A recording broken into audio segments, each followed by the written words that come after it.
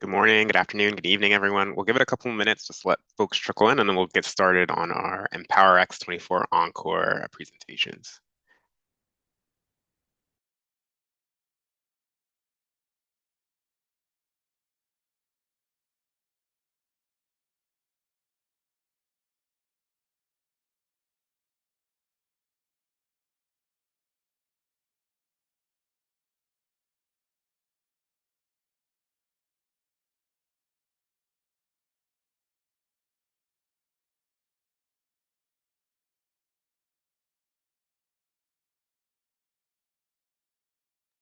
All right.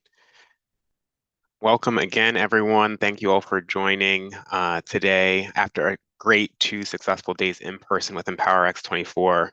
Record-breaking attendance here, and we're so happy to continue the conversation and the education with a slew of additional topics that will be presented virtually today.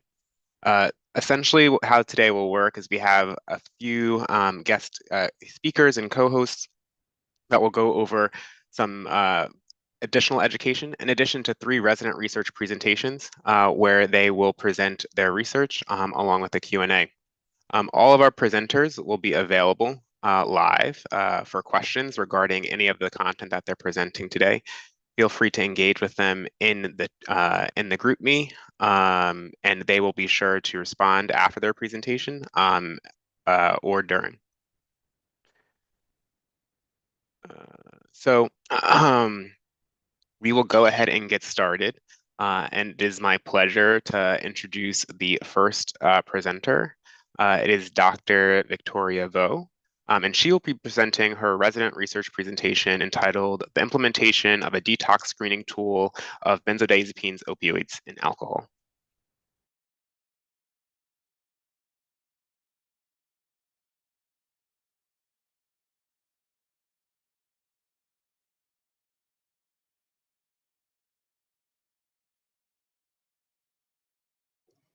Hi everyone, my name is Victoria Vo. I'm a PGY1 pharmacy resident from Riverside Regional Medical Center in Newport News, Virginia, and my project is called the Implementation of a Detox Screening Tool of Benzodiazepines, Opioids, and Alcohol.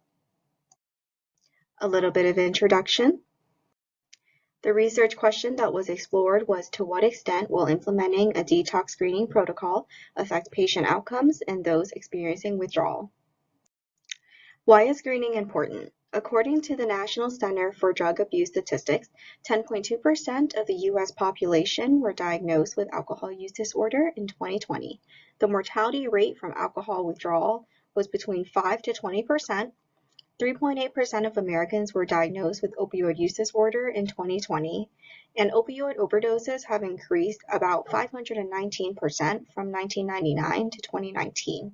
This is due to the opioid epidemic and growth in opioid prescriptions. Also, the APA reports that between 40 to 80% of patients experience benzodiazepine withdrawal, and 51% of patients relapse after abrupt benzodiazepine withdrawal. Let's dive into the current recommendations. ASAM 2020 for alcohol use disorder recommends screening for alcohol withdrawal syndrome, or AWS. If a patient is positive for AWS, we can then use the DSM-5 to diagnose delirium, and we can use assessment tools or scales to help the patient detoxify safely. This project will focus on creating a screening tool and withdrawal severity assessment tool. Regarding opioid use disorder, ASAM 2020 recommends screening for opioid use disorder and then diagnosing opioid use disorder using the DSM-5. There are several withdrawal scales that ASAM recommends: the SOS, the OOS, COWS, and CINA. They do not recommend one over the other. At Riverside, we use the COWS, so this project will focus on creating a screening tool for OUD and linking it to COWS. Regional Medical Center is a Level 2 trauma center with 450 inpatient beds and 52 ED beds. There are also over 40 ED providers. Unfortunately, we do not have a screening protocol in the ED, so when a patient with substance use disorder arrives with a non-withdrawal related chief complaint, there is no standardized process for further screening or treatment. Often providers will order as-needed medications for withdrawal symptoms, and this is based on the nurse's discretion instead of using a validated scale. Diving into the methods of this project. This is a single-center cohort quality improvement project. Its purpose is to design and evaluate a screening protocol in alcohol, benzodiazepine, and opioid withdrawal. Inclusion criteria includes patients who are 18 years and older, diagnosed with alcohol, benzodiazepine, or opioid use disorder, undergoing withdrawal, requesting detoxification, or have a high suspicion for withdrawal. In terms of having a high suspicion for withdrawal, that is based on provider diagnosis. In terms of exclusion criteria, patients who elect for outpatient resources or not actively undergoing withdrawal are excluded from this project. This project had 3 stages: pre-implementation, protocol builds, and post-implementation.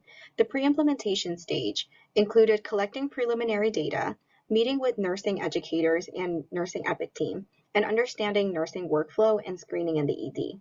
The protocol build included establishing a screening protocol and building that into EPIC. It also included nursing education and a nursing survey and assessment pre and post education. The last stage, which is ongoing, is the post-implementation stage. The implementation of the protocol is expected to go live in May, and afterwards there will be data collection post-implementation. The outcomes of this project was split into primary and secondary outcomes. In terms of the preliminary outcomes, these are the outcomes that results has already been collected. So this included nursing assessment and confidence of detox screening, pre-implementation and post-implementation of the screening tool. In terms of anticipated outcomes, this included our primary outcome, which was an intensive care unit or ICU admission pre and post-implementation of the screening tool. Other secondary outcomes included average length of stay, average amount of benzodiazepines administered in patients with alcohol withdrawal per person, amount of patients who left AMA, amount of CWA and COWS protocol ordered and documented appropriately. Moving to the results of this project. The primary outcome will be analyzed using a chi-square test. Secondary outcomes will be analyzed using a paired sample t-test or a chi-square test, depending on the variable. The first screening tool that was developed was for alcohol use disorder. This was the audit screening tool. It consisted of 3 questions. Patients who score higher than a 3, who were female, will be automatically ordered a CWA protocol, and patients who score higher than a 4, who are male, will be automatically ordered a CWA protocol. The second screening tool integrated into EPIC is the DAS-10. This is a 10-question screening tool and can be used for both opioids and benzodiazepines. If a patient has a history of opioid use disorder and score a 3 or higher, they will automatically be ordered a COWS to assess opioid withdrawal. If a patient has a history of benzodiazepine use and score 3 or higher, they will automatically be ordered a CWA-B to assess benzodiazepine withdrawal. The last tool integrated into EPIC is the CWA-B. This is a withdrawal severity assessment scale for benzodiazepines. As mentioned before, if a patient has a history of benzodiazepine use and scores a 3 or higher on the DAS-10, a CWA-B will be automatically ordered. Unfortunately, since the CWA-B is new to Riverside, there are no medications linked to the scale. If a patient scores an 8 or higher on the CWA-B, the provider will be notified and they may order a medication to help the patient detoxify. These are the education materials and survey that was presented to the ED nursing team. On the left, there is a comparison between CWA-AR, CWA-B, and COWS. The document breaks down the differences according to symptoms, assessment duration, and medications given. The middle document compares the Audit C to the DAS-10 questionnaire. It includes the questions that will be asked and the scores that should prompt an order for the appropriate withdrawal scale. The document on the far right is the survey and assessment. The first 3 questions assesses nursing comfortability on the screening tools and severity scales. The last 3 questions are assessment questions gauging their knowledge on the tools and scales. The survey and assessment was given pre- and post-education. This is the pre- and post-education nursing comfortability and assessment results. We can see here that the average score pre-implementation is 38 out of 60, and the average score post-implementation is 51 out of 60, with a p-value of 0.0011, showing significance. Breaking up the overall score into comfortability and assessment, we can see that the difference in nursing comfortability pre and post education is significant, with a p-value of 0.0002, favoring the post-education group. However, looking at just assessment, even though nurses scored a higher score of 23.9 post-implementation, the p-value shows that this difference is not significant. Let's dive into some preliminary results. Preliminary data was collected on patients from September 1st, 2023 to September 30th, 2023. In terms of baseline characteristics, the distribution between groups is pretty uneven. There were 27 patients diagnosed with alcohol withdrawal, 2 patients with opioid withdrawal, and 1 patient with benzodiazepine withdrawal. The average age was around 30 to 45. Over 96% of patients had a history of substance use disorder documented. More than half of these patients were either Caucasian or African American, with the majority being Caucasian. In terms of primary outcome, only 2 patients were admitted into the ICU, and they were both from the alcohol group. In terms of secondary outcomes, the average length of stay is around 4 to 5 days across the board. About 10 benzodiazepines were administered to patients with alcohol withdrawal per person. Over 93% of CWAT and COWS were ordered across the board, but only 52% of the CWAT AR was documented correctly. All right, let's wrap up this presentation with a conclusion. So far, it has been concluded that nursing education regarding opioid, alcohol, and benzodiazepine use disorder screening improved nursing comfortability. There were several limitations to this project. The first limitation is unfamiliar nursing workflow in the ED. As a pharmacist who had never worked in the ED before, I had to understand and be educated on their workflow before pharmacy interventions can be made. Another limitation was involving and incorporating different departments such as physicians, leadership, and the EPIC team. There will also be an anticipated system-level change with a new psychiatric department opening at our psychiatric facility on another campus. In addition, due to time constraints, the survey and assessment contained a total of 6 questions, 3 about comfortability and 3 assessment questions. More questions could be added to better assess comfortability and knowledge in the future. The go-live date for these screening tools is estimated to be May 2024. After the go-live date, there will be further data collection and analysis post-implementation. There will also be a multi-site-wide implementation and education of these screening tools. Here are my list of references. Thank you so much for allowing me the opportunity to present at this conference. What questions do you have for me? Great. Thanks so much for that presentation, Dr. Vo. Of course, attendees, please feel free to use the GroupMe to ask any questions, and I will, for those that aren't on the GroupMe, I'll attempt to read them out so that everyone on board can be a part of the discussion. The one question that I had was in terms of assessment of nursing competency and confidence, how were were they just randomly selected, or how did you select nurses to complete the survey? Was there any difference between shifts? Yeah, so selecting nurses, it was done during the nursing huddle to ensure that everyone was included. So it was during the morning huddle and the afternoon huddle. And so that ensured that basically all of the nursing staff in the ED would be included. In terms of differences in answers between shifts, there were really no differences in terms of the comfort and assessment answers. Great. I don't see any additional questions in the chat or the GroupMe, but Victoria, feel free to stay around and answer any questions about the awesome work that you presented. Thank you so much. Thank you so much for having me. Our next presenter will be Dr. Emily Ingalls, and she will be giving us some pediatric knowledge here. Her presentation entitled Sugar, We're Going Down Swingin', Pediatric DKA is up next.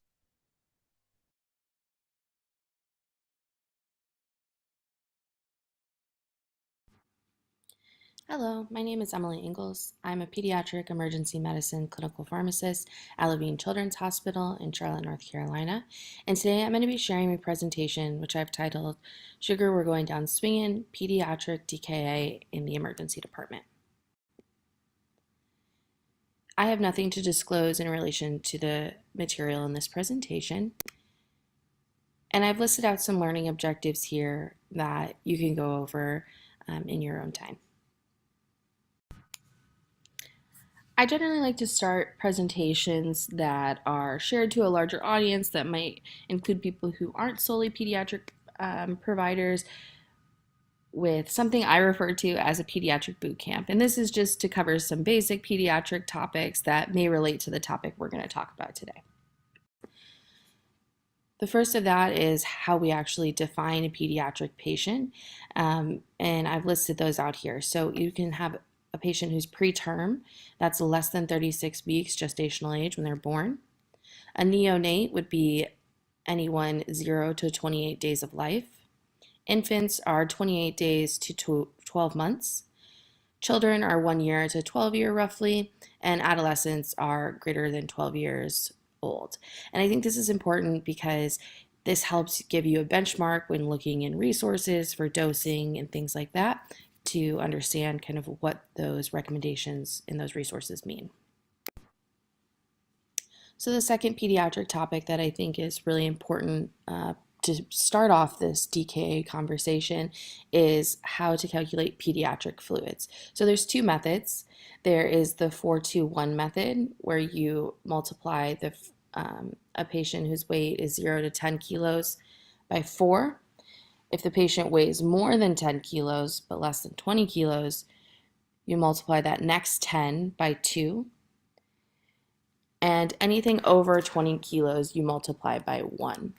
And this will give you your milliliters per hour rate. The second method is the holiday seeker method. And for this, for those first, if a patient is 0 to 10 kilos, you just use a rate of 100 mLs per kilogram per day. If the patient's greater than 10 kilos but less than 20, you do 1,000 plus 50 mLs per kilo per day. And if a patient's over 20 kilo, you do 1,500 mLs plus 20 mLs per kilo per day. Now that we have an understanding of some pediatric related topics that may help us in our conversation about pediatric DKA, we can really jump into what that is and what that means for this patient population. So diabetic ketoacidosis is a deficiency of circulating insulin and increased levels of counter-regulatory hormones. Those counter-regulatory hormones include things like glucagon, catecholamines, cortisols, and growth hormones. And overall, this disease state is categorized or characterized by severe depletion of water and electrolytes, both intra and extracellularly. DKA can occur in both type 1 and type 2 diabetes, and I think it's important to discuss type 2 diabetes in this conversation as well, because the incidence of childhood obesity is increasing every year in the United States, and so the prevalence of type 2 diabetes is also increasing with that previous statistic. 15 to 70% of children with new onset type 1 diabetes present in DKA, and 5 to 25% of children with type 2 diabetes present in DKA. So that's why it's really important to note that these patients may not previously know that they have diabetes and may just come in with these, symptoms that feel miscellaneous to them. And this might be a new phase of life for them in general that can be quite challenging. The prevalence of recurrent DKA is lower after diagnosis, so it is something that you, again, may just typically see in a child at diagnosis. However, patients who are in underserved ethnic groups and underserved populations in general may have an increased risk of representation after diagnosis in DKA due to socioeconomic challenges that make treating and maintaining their diabetes difficult. So it's important to be cognizant of that and be sensitive to that when treating patients.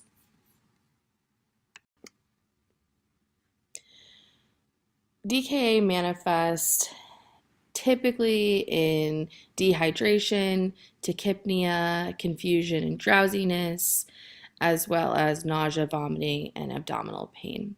And that tachypnea presents with this deep sighing or Kushmal respirations, while the abdominal pain mimics more of an acute abdominal condition, which can be a little bit misleading, but when put together with the bigger picture, can really highlight what's happening. Well, the last slide represents the clinical signs or symptoms of DKA. The DKA triad, or hyperglycemia, ketosis, and metabolic acidosis, are actually what's required to diagnose DKA. Now, these are going to be those lab values, kind of those point markers to help us determine if the patient meets that diabetic ketoacidosis triad that we previously discussed for diagnosis.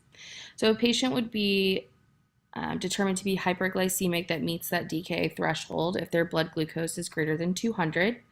They'll meet the criteria for acidosis if their venous pH is less than 7.3 or they have a serum bicarb less than 18. And they'll meet the criteria for ketosis if they're experiencing ketonemia or ketonuria with greater than or equal to 2 plus ketones in the urine. There's also an additional test that can be done that has a pretty high predictive value for pediatric DKA diagnosis in an emergency department, and that's going to be the beta hydroxybutyrate concentration, which can be measured from the blood. This is not something that's widely available, unfortunately, despite its high predictive value. So while if your institution has it, it's nice as an additional tool. These traditional lab values are perfectly fine for diagnosing DKA.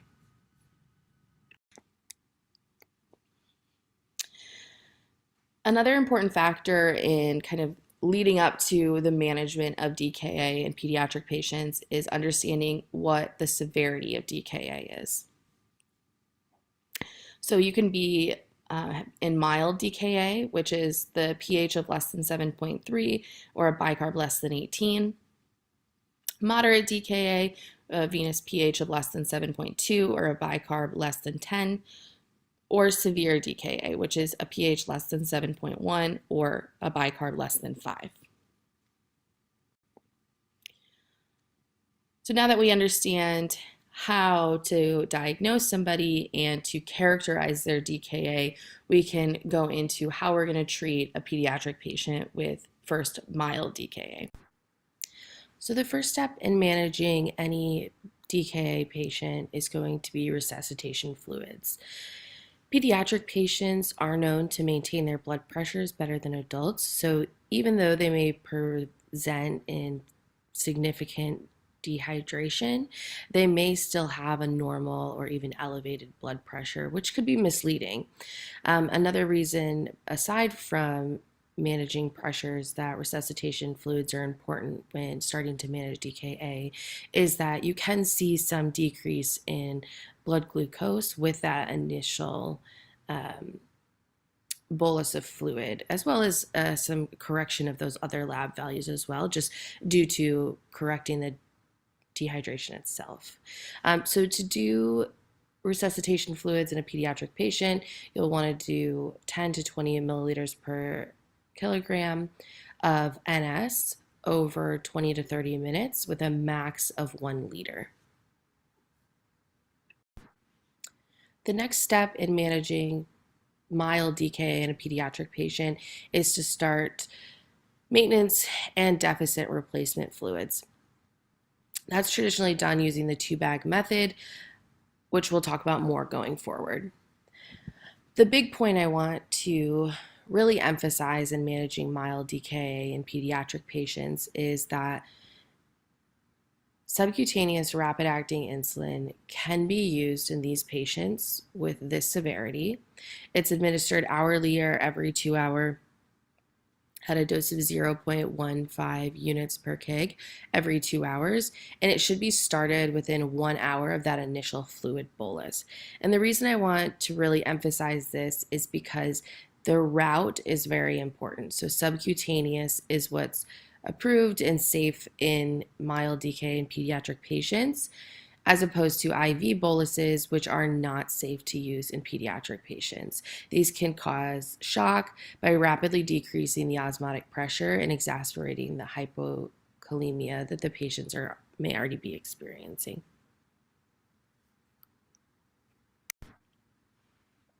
Next, we're going to get into managing moderate to severe DKA, which has kind of similar steps to what we've previously talked about, but we'll go into more detail. Like we talked about with mild DKA, we're going to do the same thing with fluid resuscitation being our first step in management in the exact same way that we did with mild DKA. So once you've done this initial volume resuscitation, you'll start what is referred to more so as the main components of treating DKA. So you have the 2-bag method, which is, at some institutions is referred to as the triple bag method, but in literature, you'll mostly see 2-bag method. So that's what I'll refer to it as in this presentation. And those 2 bags are referring to 2 separate fluid bags. One of those bags is going to be a saline-based bag plus or minus a potassium salt. You'll also have that second bag with D10 plus saline and plus or minus the potassium salt. And the saline component and potassium salt component of that D10 bag will be the same as the original bag that does not contain dextrose. Now, why some people refer to this as a triple bag method is because you will also start an insulin infusion. And so that's that third bag in theory. Now I'm going to go into each bag individually and the details surrounding that bag. So I'm going to start with what I refer to as bag 1, and that's the bag that contains saline plus or minus a potassium salts. This is going to be used to replace the deficit as well as continue a patient on their maintenance requirements while admitted. And you can do that with the saline component of either half NS or full NS. And that decision is going to be based on the serum sodium, osmolarity, and overall just clinical decision making to decide between that isotonic or slightly hypotonic fluid. The potassium portion should be given with the initial replacement and maintenance if the patient is hypokalemic. But what's important to remember is kids in DKA are always going to be in a total body potassium deficit. So it should almost always be included in these bags. And that deficit that these patients are experiencing is in the order of 3 to 6 millimoles per kg due to the depletion of intracellular potassium from transcellular shifting because of the hypertonicity that they're in at this state. The potassium replacement can be given and should be given as a combination of potassium phosphate and potassium chloride or potassium acetate. And it's important to have a mixture because what we've seen is that when giving just KCl or K-acetate, a patient may have a higher incidence of hyperkalemic metabolic acidosis, and the K-phos helps decrease that incidence. But then only giving a patient potassium phosphate can also result in hypocalcemia. So having a nice mixture of those is what's going to help us prevent some of those adverse effects. The part that's probably most confusing about the 2-bag method is what infusion rate you run each of the bag at. So we're going to spend a little bit of time going into that for each of the bags. For bag 1, so this is our saline and potassium salts bag, we're going to first calculate the total fluids that's required for the patient. So that's going to be our maintenance IV fluid times 1.5. That'll give us our total fluids. And then we're going to titrate this based on our serum glucose level. So if a patient has a glucose greater than 350, we're going to be running this bag 1, at 100%. And that's because this bag does not include dextrose. So we're not going to be increasing that blood glucose level by including that. But from there, as we start to gradually decrease the blood glucose level, we're going to have different shifts in the bag 1 and bag 2 to make sure that we don't get too hypoglycemic too fast. So once we're below 350 but above 301, you're going to do 75%, from there down to 50%, then 25%. And if you end up reaching the point where the blood glucose is less than 70, you're going to be running this bag at 0%, running the dextrose bag at a high rate, and you're going to suspend the insulin drip and call the provider. The components of bag 2 that we previously discussed are dextrose, saline, plus or minus the potassium salts. And again, I want to emphasize that the saline and potassium components of bag 2 are going to match those of bag 1. The dextrose component can be either anywhere from 5 to 12.5% to make sure that we don't get too rapid of a decrease in blood glucose once we've started the insulin infusion. So if an insulin infusion is going, then this dextrose fluid should also be going. I will say that generally you need at least D10 to prevent hypoglycemia in pediatric patients, but the guidelines do emphasize that you can start with D5. And then the saline component and kind of matching that saline potassium component in this bag is essential because we want to prevent fluid shifting and hypertonicity that can be caused if we were to just run the dextrose fluid alone. So that's why that's important to include that, because there may be times where we don't have the first bag running at all and it's just bag 2. So we need to make sure that we maintain our tonicity state. So as shown before, this is an insulin rate and how you calculate and kind of set that rate. But this is going to be for that second bag now, because we're going to be running those 2 bags at the same time, and the rates need to add up to be that of the total fluids to be run. You'll follow the same method that we talked about in more detail previously, but this time if the patient has a serum glucose that's greater than 350, this bag's going to start at 0. It's going to increase as your blood glucose decreases, and then once you reach blood glucose less than 70, if you do reach that, you're going to run this bag at 125 and stop that insulin drip, and you will need to contact a provider at that point. The last part of managing moderate to severe DKA in pediatric patients is the insulin infusion. So rehydration itself can cause a significant decrease in blood glucose, but the insulin therapy in this population is still necessary to restore normal cellular metabolism, as well as to suppress lipolysis and ketogenesis and overall normalize the blood glucose. The infusion itself should be made with regular insulin, which would run at a rate of 0.05 to 0.1 units per kilogram per hour. And that lower end that's listed can be considered in patients with a pH of greater than 7.15. The infusion should be started within 1 hour after the initial IV bolus. And again, this is just highlighting the issue that can be seen with using the IV insulin bolus. So just a reminder that we do not do IV insulin boluses in pediatric patients.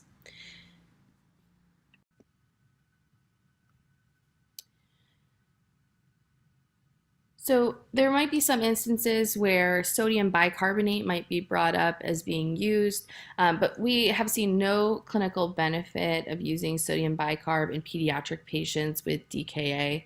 It can actually cause significant adverse effects in this population, such as paradoxical CNS acidosis, and it can also induce hypokalemia.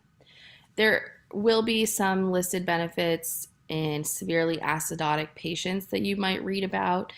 So that's patients with a pH of less than 6.9, because that severe of acidosis can cause cardiac contractility compromise. However, this should be used very sparingly, and again, only in those severely acidotic patients, and only to correct to a pH of about 7.1, and then it should be discontinued. So generally avoided in these patients. You're going to want to monitor for the things that I can only guess that you guys would anticipate needing to do. So vital signs, neurological assessments, fluid input and output might be something adult-based providers might not think about quite as much. Also measuring their glucose hourly and those electrolytes, serum electrolytes, serum glucose, BUN, as well as making sure you're getting a calcium, mag, phos, and blood gases every 2 to 4 hours. I do want to show an example of the 2-bag method because I do think it can be a little bit confusing. So this example is for a 60 kilogram patient who has a blood glucose of 230. So using either the 4-2-1 method or the Holiday-Seeger method, you're going to get a calculated maintenance IV fluid for this patient of 100 milliliters per hour. And then to do our bag methods, we're going to multiply that by 1.5 to get 150 mLs per hour. Because of the patient's blood glucose and using those slides previously, we'll find that this patient's bag 1 should run at 37.5 mLs per hour, so that's at 25%, and their bag 2, their dextrose containing bag, should run at 112.5 mLs per hour, and that's running at 75%. And this patient will also have an insulin infusion running at 0.1 units per kg per hour.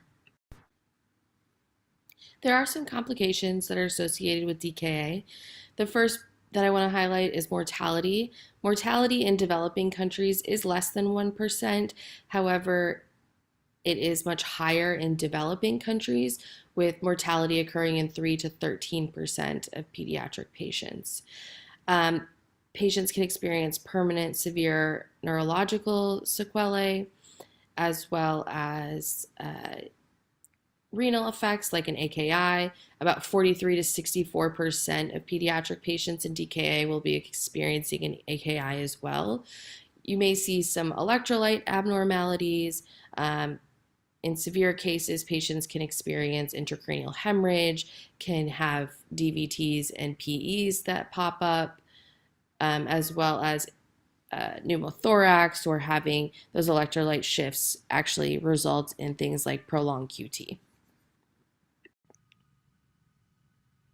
The one complication that I did want to highlight, because it does relate significantly to treatment, is the incidence of cerebral injury. This can happen in about 0.5 to 0.9% of DKA patients, and the mortality rate when patients experience DKA-related cerebral injury is 21 to 24%. The degree of that cerebral edema that can occur does correlate with the degree of dehydration and hyperventilation that a patient may experience, and it's not so much with the initial osmolarity or osmotic changes that you experience during treatment itself. This should be something that you're really looking out for within that first 12 hours after the treatment has started, and it's more common in young patients who have longer symptom duration. Historically, that concern for rapid fluid administration causing significant changes in that serum osmolarity was the concern and was thought to possibly be the cause of that injury. But more evidence in recent years suggests that it's the hypoperfusion and hyperinflammation that is playing that main role. I've outlined here how the cerebral injury related to DKA can be assessed and diagnosed, and that's going to be using this listed diagnostic criterion of either 2 major or 1 major and 2 minor. The major things like altered mental status, fluctuating level of consciousness.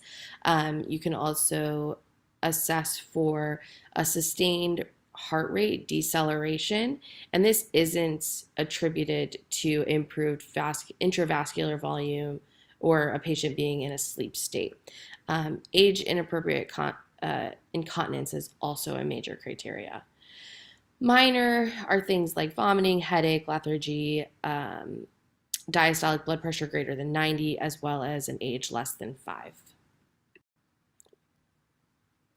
So we've covered a lot of information over the last 25 or so minutes. So I just want to summarize some key points. You're going to be looking for that diabetic ketoacidosis triad when diagnosing. So that's that ketosis, hyperglycemia, and metabolic acidosis. When treating, you're going to do that based on severity. So pediatric patients with mild DKA can be treated using the 2-bag method with subcutaneous insulin. And moderate to severe DKA can be treated with the 2-bag method plus an insulin infusion. And as a reminder, we should always be avoiding the use of IV boluses in pediatric patients due to the life-threatening consequences that can result from that use. I want to thank. Great. Thank you so much, Dr. Ingalls, for that very thoughtful presentation. A lot of conversation going on in the group me, so I appreciate that as well. So continue to ask questions on there, and I see a lot of folks are responding. My question is, and I think you've seen in the chat, is how do we make this easier, especially 2-bag for our pharmacists, providers, nurses? Is there anything like in EMR that can be helpful, or anything that you found helpful in your practice? So I will say even our hospital struggles with this. We have an order set built into Epic that has what kind of that rate and titration that I showed built into the admin instructions for our fluids. I think that's challenging still and not maybe the best option because somebody still has to calculate it and calculate it accurately. So I would say that it's still an additional challenge, and the best that we have so far is doing this. So I think order sets or having kind of just a clear process within policies on websites, easily obtainable documents, and just establishing something like that in facilities that have both adult and pediatric patients, I think can be helpful, even if it's, more of a loose guideline rather than a kind of built in stone policy at a hospital. Unfortunately, we have not been able to get things like EndoTool or anything like that to work for us with the pediatric patients, but those are kind of, I would say, the steps that I've seen hospitals take. And while it's not ideal, it's at least something. Yeah, definitely agree. Just scrolling through the chat to make sure I'm not missing any additional questions for you. One of the things that I was seeing was in terms of maybe not having an accurate potassium level when starting the fluids. I would say this comes up quite a bit in our practice as well. We do have the VBG that we'll go off of, but we try not to poke or take too much blood depending on how old the patient is. So kind of limited sometimes. But I will say, kind of going back to that slide about the triad and what are those main things to diagnose, making sure you have those things, and then just having that understanding that most patients, even if they are presenting with a normal potassium or even a slightly elevated potassium, we at our hospital really don't hold off on starting potassium in the fluids unless it's over 5 or even a little bit higher, like a 5.3, will still start the potassium in those bags. So patients will very easily hide the fact that they're hypokalemic, and overall the state itself is they're going to be more hypokalemic. So I think that starting those fluids and then monitoring from there is a safe place to start, with the knowledge that like data shows that you're most likely going to be in a hypokalemic state. Great, thanks. I just posted a question from Gina that I think I agree, having something in the EHR. We have a calculator that's built in on the outside. It's a little bit cumbersome, but it helps us. But I'm sure folks in the group me would be more than happy if you could share whatever you had built with the rest of the group. All right. With that, I thank you, Dr. Ingalls, for your presentation, and we'll move right along here. Thank you. All right, our next presenter is another resident research presentation, and it'll be Dr. Alyssa Elicone, and she will be presenting on propofol patterns after succinylcholine or rocuronium for rapid sequence intubation in the emergency department.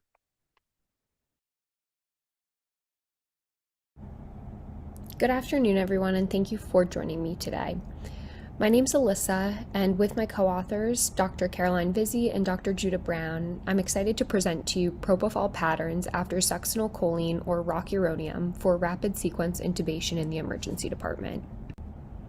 The authors of this study have no conflicts of interest to disclose.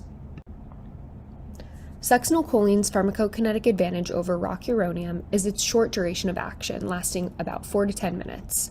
Often, however, the potential side effects dissuade providers from using it. Common induction agents, such as etomidate, have a duration of action of similarly 3 to 10 minutes. Therefore, when using a neuromuscular blocking agent such as rocuronium with a longer duration of action of about 42 to 60 minutes, this may mask the need for prompt sedation when the induction agent wears off, thus increasing the risk of paralysis awareness. The goal of this study is to characterize practice patterns for the management of sedation and analgesia after rocuronium or succinylcholine administration for rapid sequence intubation in the emergency department. As previously mentioned, providers may avoid succinylcholine due to the risk of serum potassium elevations of about 0.5 to 1 milliequivalent, or the risk of malignant hyperthermia. This may be exacerbated in patients who have pre-existing chronic kidney disease, end-stage renal disease, if they're presenting with sustained burns, crush injuries, have a history of neuromuscular disease, or they present after prolonged time down while they are immobilized, which could potentially put them at a higher risk for developing hyperkalemia. So in practice, when a short-acting induction agent, such as etomidate, plus a long-acting paralytic, such as rocuronium, are used, plus no prompt post-intubation sedation and analgesia, then we may come across a consequence such as paralysis awareness. This is a condition in which subjects become acutely aware that their body is paralyzed, which can then lead in turn to many negative sequelae for these patients. The ED awareness study showed that rocuronium exposure at any point resulted in statistically higher rates of paralysis awareness. The goal of this study is to characterize practice patterns for management of sedation and analgesia after rocuronium or succinylcholine administration for rapid sequence intubation in the emergency department. In terms of methods used in this study, this was a retrospective analysis of all adult ED patients who were intubated via RSI between January 1st, 2021 and December 31st, 2021. Data from the year 2021 was selected because this was a continuation of a project for which the primary objective was to compare the time from paralysis to post-intubation sedation. This study, however, took it a step further to specifically note the propofol doses at various time intervals post-paralytic. In terms of location of the hospital sites for the data collected in the study, this occurred at both New York Presbyterian Weill Cornell Medicine, which is an academic medical center, as well as Lower Manhattan Hospital, which is an affiliated community hospital in downtown Manhattan. All data was queried from the electronic medical record EPIC, and data collection points included demographics, time to induction and paralytic agent, dose of propofol at 10, 30, 60, and 120 minutes post-neuromuscular blocking agent administration. The most common post-intubation sedation agent observed in this study was propofol. This was followed by midazolam and then a few cases of ketamine and dexmedetomidine. Fentanyl was the most common analgesic agent observed. Compared to propofol, though, the sample sizes of these sedatives were very limited, so we chose to exclude them from the analysis. In practice at NYP, propofol is typically the sedative of choice given its ease of titration, antiepileptic properties, and ICP lowering capabilities that may fit various clinical scenarios. For this reason, it was focused on as the standard of care for post-RSI sedation in this study. In terms of results, 169 total patients were screened. A total of 164 patients were included, with 131 in the rocuronium group and 33 in the succinylcholine group. 5 patients were excluded because there was either missing, incomplete, or ambiguous data, or they were intubated without RSI medications.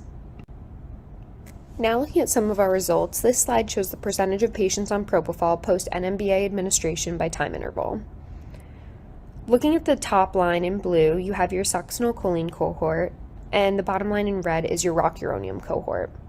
Orienting to the x-axis, you'll see time intervals that have elapsed after the paralytic has been administered, so 10 minutes, 30 minutes, 60 minutes, and 120 minutes. I've highlighted in red the 10-minute period because at this point we might expect our induction agent to wear off. Concerningly, we see that only about 45% of patients in the succinylcholine group have propofol on board, and even more concerning, only about 19% of patients in the rocuronium group have adequate sedation with propofol on board, especially knowing that their duration of action of the paralytic rocuronium is going to last significantly longer than in succinylcholine, and these patients may be at risk for paralysis awareness. This slide shows patterns of propofol dose escalation in the succinylcholine cohort. As you can see, the blue line on the bottom is the succinylcholine cohort at 60 minutes, whereas the red line on the top depicts the succinylcholine cohort at 120 minutes. What this graph shows is that between those time intervals of 60 and 120 minutes, in the succinylcholine group, we saw a 15% increase of patients on doses that were greater than or equal to 11 mics per kilo per minute, which are likely increasing to meet increasing sedation needs. Similarly, this slide shows propofol dose escalation in the rocuronium cohort. Again, in blue, we have the rocuronium cohort at 60 minutes compared to, in red, we have the line showing rocuronium cohort at 120 minutes. Here, though, between 60 and 120 minutes in the rocuronium group, we only see about an 8% increase of patients on doses greater than or equal to 11 mics per kilo per minute. This slide shows the presence of propofol infusions at 120 minutes post-NMBA. 120 minutes was the last time interval that we looked at. Looking at our pie charts here, we see blue shows the presence of no propofol infusion, whereas red shows the presence of a propofol infusion. Here we have both the rocuronium and the succinylcholine cohort listed. The results show that a total of 47% of patients in the rocuronium group on the left, and then 39% of the patients in the succinylcholine group on the right, were not on any propofol within 120 minutes of the paralytic being administered. In terms of other things that might have explained that lack of sedation at 120 minutes, the Glasgow Coma Scale was not collected, and we recognize that that could have impacted the presence of sedation. However, given the lack of consistent documentation and the ability to correlate timing retrospectively, this was not considered for determining in data collection in this study. In terms of the limitations of this study, sedation was defined as the presence of propofol continuous infusion only. Therefore, boluses such as midazolam given as a bridge to infusion were not accounted for, potentially underrepresenting appropriate sedation. This was done, though, in an effort to analyze the most common practices, which was our continuous infusion of propofol, and to keep dosing and duration conversions to a minimum. Additionally, non-propofol sedatives such as midazolam, ketamine, and dexmedetomidine were rare, therefore they were not accounted in the final analysis. Lastly, given the retrospective nature of this study, accuracy of nursing charting was an assumption in this study. So overall, in conclusion, irrespective of the paralytic, most patients in this study were not initiated on propofol infusions within 10 minutes post-NMBA administration. Succinylcholine group was also started on sedation more rapidly than the rocuronium group, which was depicted by the presence of sedation at 10 minutes in either group, 45.5% with the succinylcholine group and about 19.1% only in the rocuronium group. Additionally, doses of sedation escalated more quickly in the succinylcholine group, especially between 60 and 120 minutes, likely due to that shorter half-life of the paralytic, and then physical evidence that this patient may need or require additional sedation. And lastly, at 2 hours or 120 minutes after paralytic administration, both agents would have been expected to have worn off. Absence of sedation, though, was still observed in 39.4 to 47.3% of patients across both groups. So overall, initiation of sedation was achieved more rapidly when succinylcholine was used as compared to rocuronium, and this potentially decreases the risk of paralysis awareness. In terms of clinical takeaways, consider succinylcholine as an alternative to rocuronium when it is clinically appropriate in an effort to prevent paralysis awareness. And secondly, post-intubation sedation and analgesia choices should always be discussed in advance of intubation to allow for initiation within the first 10 minutes after administering your paralytic agent. Thank you for your attention and for attending my presentation today. I'm happy to answer any questions that you have at this time. Great. Thank you, Alyssa, for that presentation. Definitely some lively conversation in the group chat. One question that I did want to highlight was if you could comment on the limitations regarding documentation. Specific question stated if they wondered if the results were partly due to RN documentation, as sedation may have been started just maybe documented at a later time, or if dose titrations were documented in real time versus at a later time. That's a great question. So yeah, I think that nursing charting and accuracy was a huge component of this study, and being retrospective in nature, I think that's one of the biggest limitations. Most of these were charted after the fact, but then they attempted to chart as most accurately as they could, which you can go back and when looking at the administration report in EPIC, you can see the time that it was charted and the time that the action event was. And we looked at the action event in an effort to kind of get it as accurate as possible. But of course, while we're in the middle of RSI, it's not always feasible to chart as accurately, but that was something that I would have considered a limitation in the study, is the charting aspect of it as well. Great. Thank you. And for the sake of time, we're going to leave that conversation to the group me. So feel free to join that conversation, answer any questions as they come up. Thank you for your presentation. Our next presenter is Dr. Kaylee Marino, and she will be presenting on Tenecteplase versus Alteplase, which takes first place.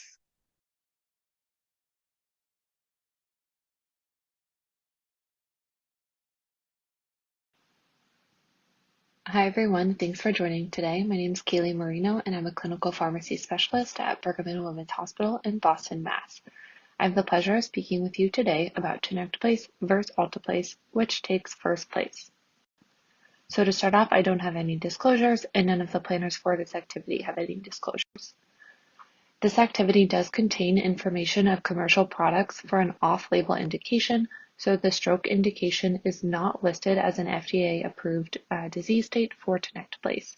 Content within this material is denoted with an asterisk. To start off, my learning objectives for today are to compare Alteplase and Tenecteplase therapy for systemic thrombolysis treatment in acute ischemic stroke.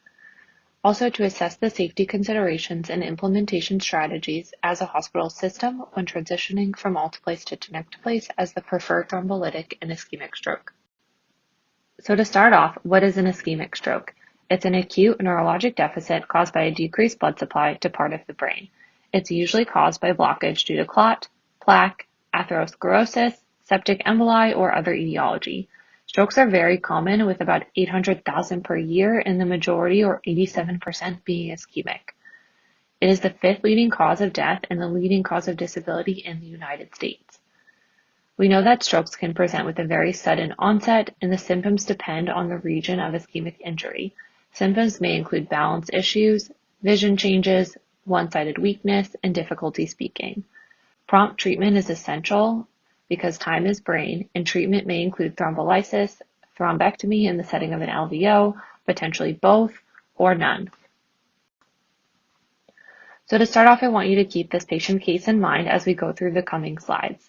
So we have an 83-year-old male with a history of coronary artery disease, hypertension, and hyperlipidemia who presented to the emergency department at 10:30 a.m. with severe aphasia and right arm weakness. Last known well per family was 9 a.m. NIH stroke score was 9 on arrival, blood pressure was 126/66, and glucose was 142. A CT head showed no bleed, and a CT angiogram showed a left M2 occlusion. So is this patient a candidate for IV thrombolysis? Are they a candidate for a thrombectomy? Which thrombolytic would you recommend, and what dose? So now let's move into our thrombolysis therapies for eligible patients. Traditionally, Alteplase has been the thrombolytic of choice, but in recent years, Tenecteplase is an alternative agent. So when thinking about our pharmacologic management of ischemic stroke, keep in mind that our goals of therapy are to minimize neurologic injury by decreasing clot burden and restoring blood flow to the brain to reduce the likelihood of lifelong disability. So how exactly do our thrombolytic medications work? So medications such as Alteplase or Tenecteplase dissolve the thrombi in the vascular bed by activating plasminogen to plasmin.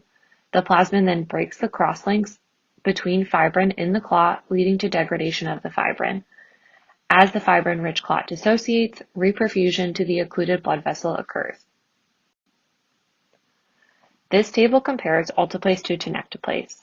We know that Alteplase is FDA approved for stroke, as well as MI and PE, whereas Tenecteplase is only FDA approved for acute MI.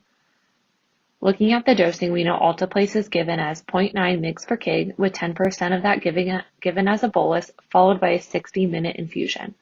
Tenecteplase is recommended at a dose of 0.25 mg/kg, with a max of 25 milligrams, given as a single bolus over 5 seconds. Looking at some of the pharmacokinetic properties of TNK, it does have a 15-fold higher fibrin specificity. It targets clot-bound fibrin over circulating fibrin. Tenecteplase also has a greater resistance to plasminogen activator inhibitor, which allows it to remain active for longer. Tenecteplase has a circulating half-life of 24 minutes and a terminal half-life of 2 hours, compared to Alteplase's half-life of 5 minutes and 1 hour, respectively. You can see that average wholesale price, Tenecteplase is a little bit cheaper for a standard 50 milligram vial compared to a 100 milligram vial of Alteplase. It's important to keep in mind when discussing our stroke trials the various grading scales used. Here I included them for reference. So we have the MRS, or the Modified Rankin Scale, which is frequently used to assess our functional outcomes, ranging from 0 to 6. So an MRS of 0 to 2 generally indicates good neurologic outcome. 3 is moderate disability, and 6 is death. The NIH stroke scale is used to assess the severity of stroke, ranging from 0 to 42, with a higher number indicating a more severe stroke. And then we have the Tiki scale, which is used to describe the level of reperfusion achieved post-mechanical thrombectomy. So patients thinking with an LVO, so our big strokes, and generally our goal is a Tiki 2B or 3 for successful reperfusion. So just keep these scales in mind as we dive a little deeper into the data surrounding Alteplase and Tenecteplase. So let's look at our timeline of Alteplase trials for ischemic stroke. We know that Alteplase is the only FDA-approved med for ischemic stroke.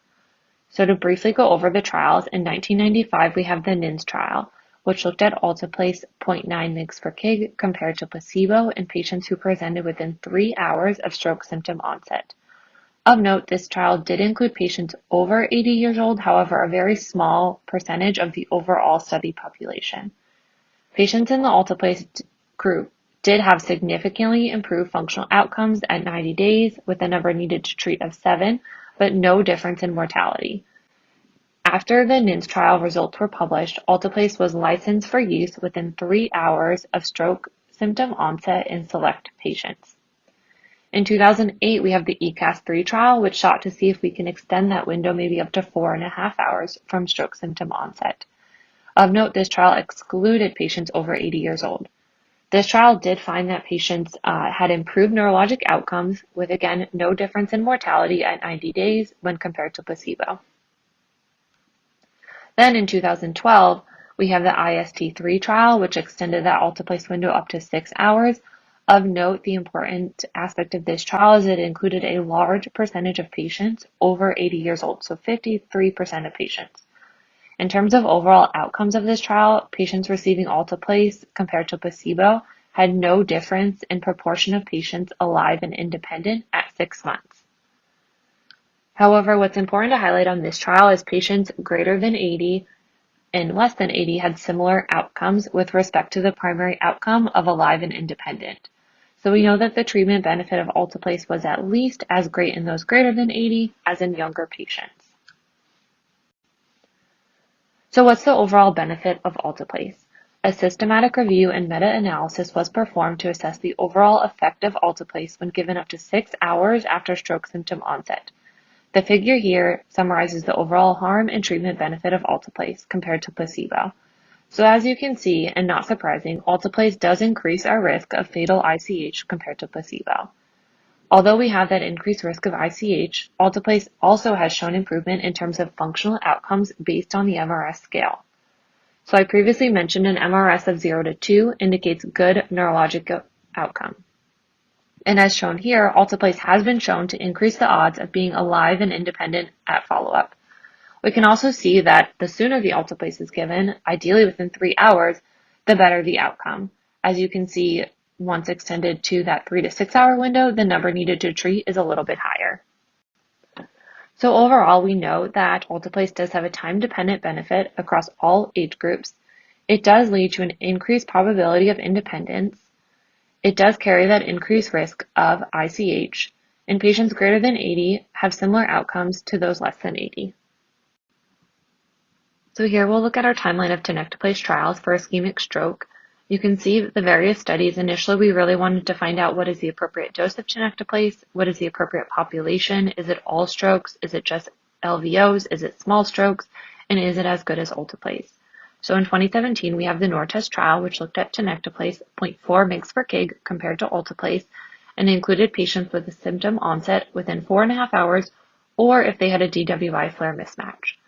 This trial looked at patients with mild ischemic stroke, so their median NIH stroke score was only 4, and it found that there was no difference in excellent functional outcomes at 90 days. In 2018 and 2020, we have the Extend IA TNK trials, Part 1 and Part 2. So in Part 1, we used a lower dose of Tenecteplase, so 0.25 mg/kg compared to Alteplase, and in Part 2, we compared the two different doses of Tenecteplase. Of note, big inclusion criteria for these trials is patients had to have a large vessel occlusion, so your much bigger strokes. We'll go into the details of these studies on the coming slides. In 2022, we had the NORTEST 2 trial, so going back to that higher dose of Tenecteplase, 0.4 mg/kg compared to Alteplase. It looked at patients within 4.5 hours of symptom onset and had bigger strokes than that first NORTEST trial, so here they had to have an NIH stroke score of at least 6 to be included. Of note, this trial was stopped early due to excess harm and bleeding. So after that, we kind of know the 0.4 mg/kg dose of Tenecteplase is not recommended. In 2022, we have one of our largest trials, the ACT trial, kind of honing in on that 0.25 mg/kg dose of Tenecteplase compared to Alteplase. And it included all stroke patients within 4.5 hours. And then in 2023, we have the Trace 2 trial, which looked at Tenecteplase, again, 0.25 mg/kg compared to Alteplase, and it included patients ineligible for thrombectomy, so generally your little bit smaller strokes. And we'll look at those studies a little further on the next slides. So let's look a little more at our Extend IA TNK trials. So the first trial looked at 0.25 mg/kg compared to Alteplase. Again, patients had to have an LVO, so our bigger strokes to be included. The NIH stroke score was a median of 17 in the groups. There was about 100 patients in each group. Tenecteplase did have significantly higher reperfusion compared to Alteplase at initial radiographic assessment. Tenecteplase group also had a median MRS score of 2 compared to Alteplase having a median MRS score of 3. However, incidence to recovery of independent function did not differ between the two groups at 90 days. There was also no difference in safety outcomes, including ICH or mortality. In Extend IA Part 2, we looked at the two different doses of Tenecteplase, and there was no difference in terms of any of the outcomes, so reperfusion, functional outcomes, or ICH. So the NORTEST 2 trial, like I said before, was actually stopped early due to excess bleeding. So after this trial, we really kind of decided that the 0.4 mg per kg dose is probably not safe. You can see here this trial resulted in worse functional outcomes, higher rates of ICH, and higher rates of mortality in the Tenecteplase group. Next, we have the ACT trial, which was a large randomized trial. It included all stroke types within that 4.5-hour window. You can see about 25% of them did have an LVO, so some patients did also receive mechanical thrombectomy. You can see across the board there was no difference in any of the outcomes of Tenecteplase compared to Alteplase, so no difference in functional outcomes, no difference in mortality, ICH, and other adverse effects, including oral lingual angioedema and peripheral bleeding. The ACT trial also looked at various subgroups and again found no difference based on age, stroke type, and presenting within 3 hours versus beyond 3 hours. So again, just a large study showing that Alteplase is non-inferior to Tenecteplase.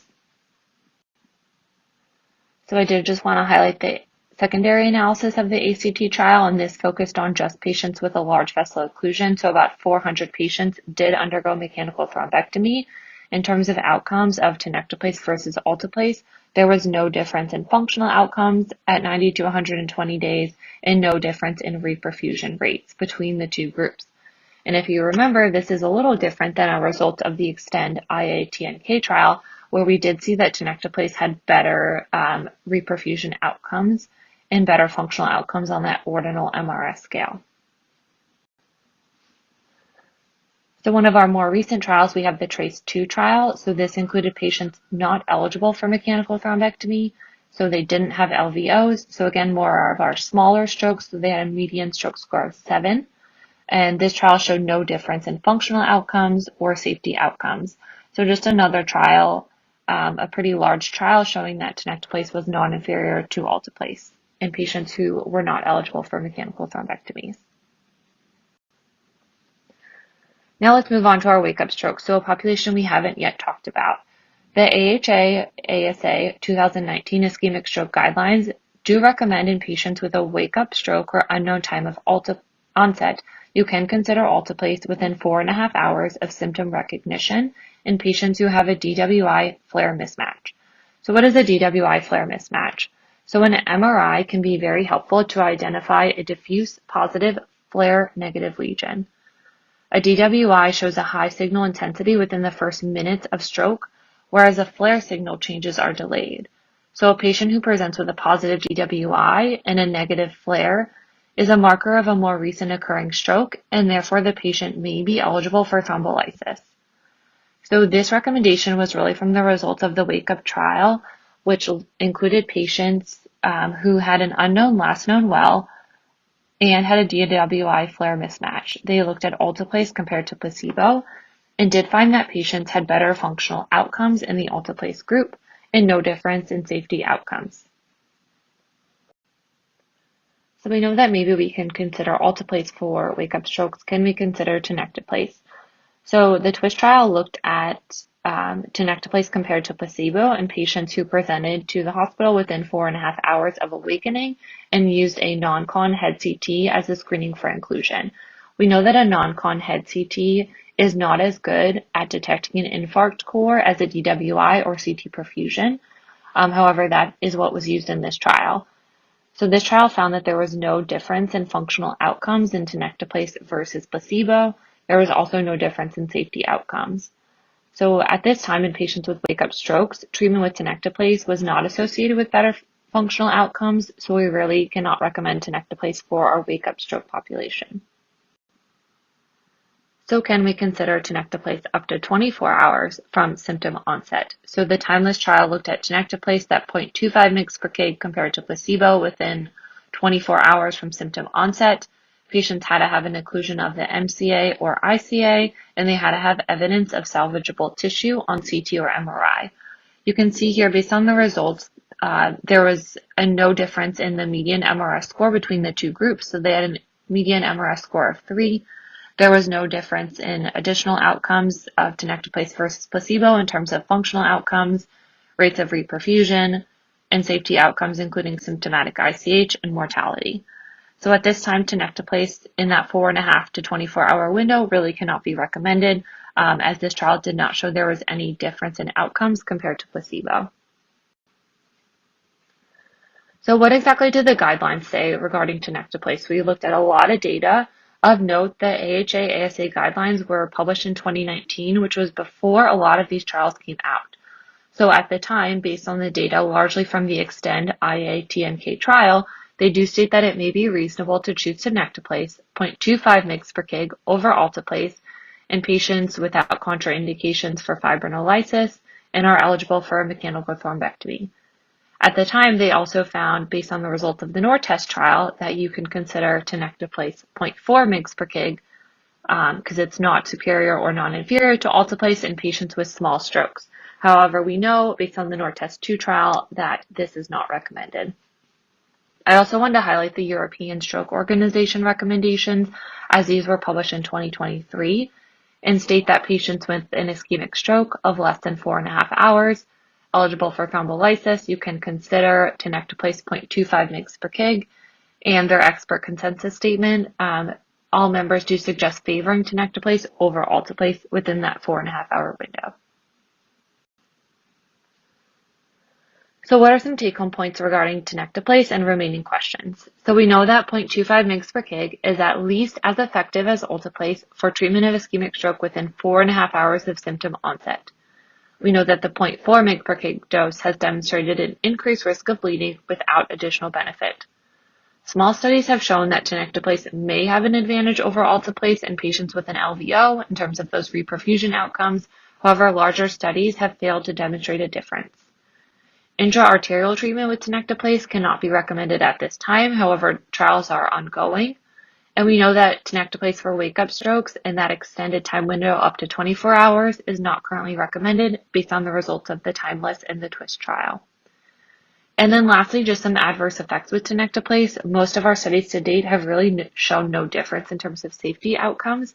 However, there are some reports of pulmonary edema with Tenecteplase as well as other thrombolytics, and I think we're still kind of waiting to see what is out there. Is it more common with Tenecteplase? What is the mechanism behind it? So now let's go back to our case. The neurology team decides to pursue thrombolysis with Tenecteplase. What is the appropriate dose to prepare for administration? If you remember, the patient's weight is 110 kilos and the last blood pressure was 126/66. So is it 44 milligrams IV push over 5 seconds? 2, Tenecteplase is not recommended. The patient should go for a thrombectomy. 3, Tenecteplase 27.5 milligrams.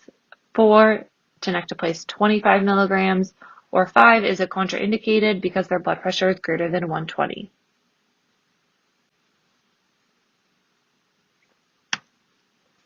So the correct answer here is number 4, Tenecteplase 25 milligrams, IV push over 5 seconds.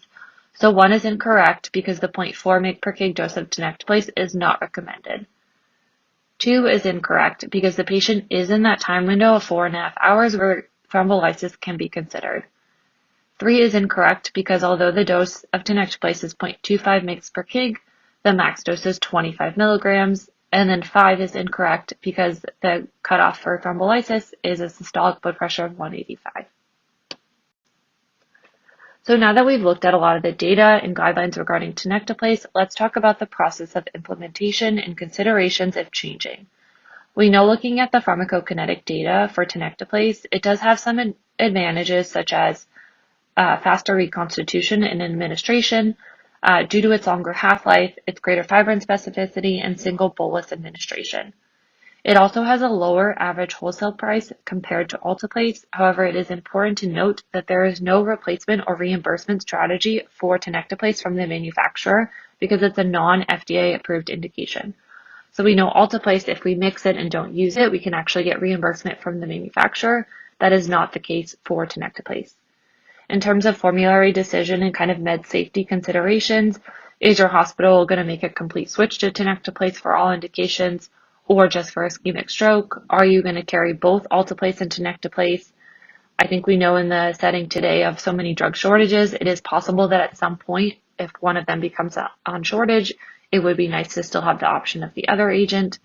And then when thinking about hospital guideline updates, making sure that you're consistent with your wording in terms of thrombolytic inclusion-exclusion criteria, management of ICH, making sure that your guidelines have consistent wording on which agent is used. Just some operational considerations and medication safety thoughts. So the dosing for ischemic stroke we know is the 0.25 mg per kg with a max of 25. The Tenecteplase vial is 50 milligrams, so potentially more than double your stroke dosing. The box actually contains dosing table for the MI dosing, which can lead to some safety concerns. So various strategies have been used by various institutions, such as placing a sticker over the MI dosing, adding a stroke dosing card, completely removing the packaging and making a Tenecteplase kit to avoid any concerns. Your strategy may depend on if you're transitioning to Tenecteplase for all indications versus just stroke.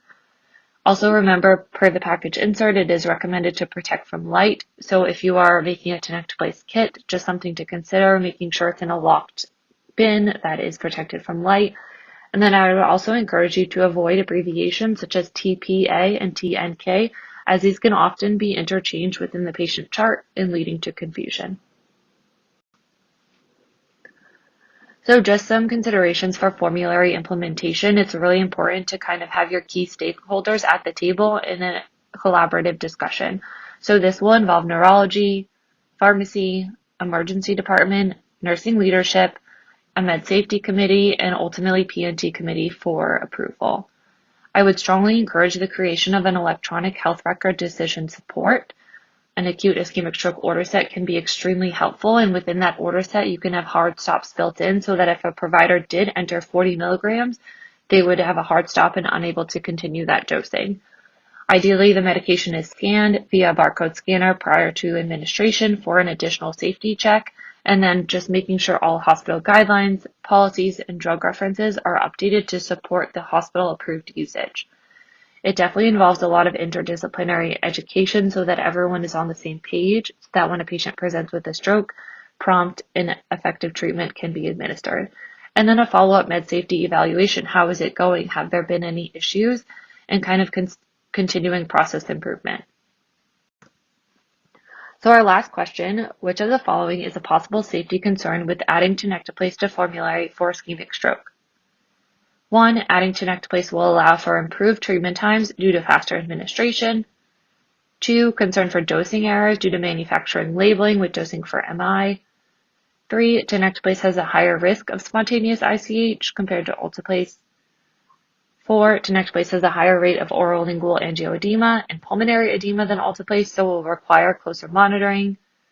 Or 5. Stroke dosing for Tenecteplase varies, so a provider may choose a range of dosing and potentially lead to errors. So yeah, 2 is correct. Concern for dosing errors due to that MI dosing being on the box for Tenecteplase. 1 is not necessarily a safety concern, although it is easier to mix and administer.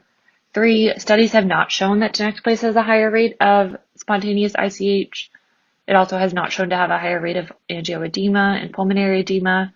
And then 5, we know that the stroke dosing really does not vary for Tenecteplase. It's that 0.25 mg per kg dose. So our key takeaways, data are mostly non-inferior regarding Alteplase compared to Tenecteplase for treatment of acute ischemic stroke.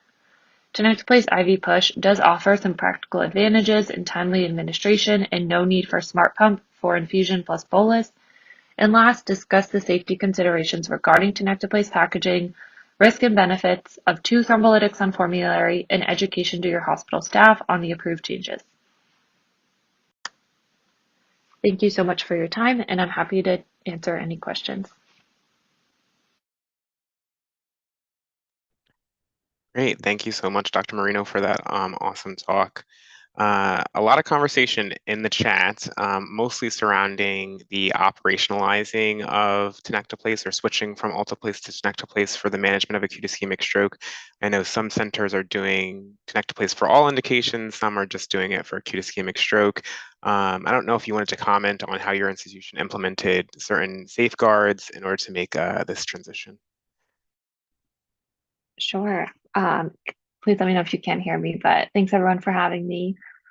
So our institution chose to make the switch to Tenecteplase for just ischemic stroke at this time. I will say it went through a lot of different committees, ultimately P&T, but we had a lot of interdisciplinary discussions with our med safety team.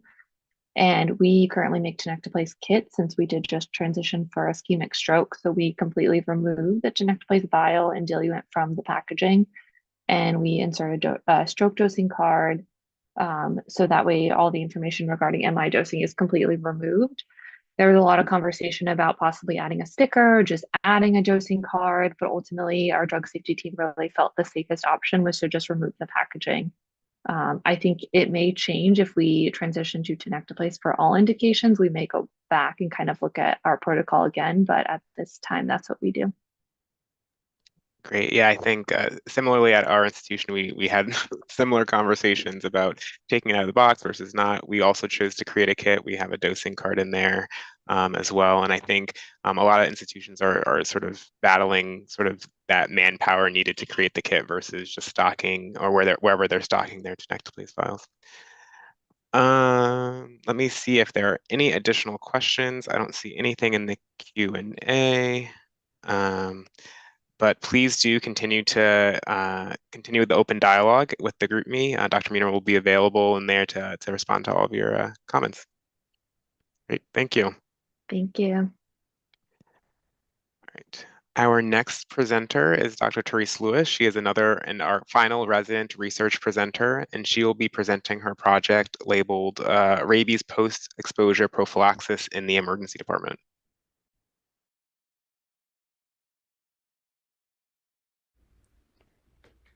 Hello, my name is Terese Lewis, and I'm an emergency medicine PGY2 completing my residency at Nebraska Medicine. Today I will be presenting on rabies post-exposure prophylaxis in the emergency department. I have no financial relationships to disclose, and I will not be speaking about any off-label indications. The learning objective for today's presentation is to evaluate rabies vaccination series compliance, as well as the impact of a dose-rounding policy at an academic medical center.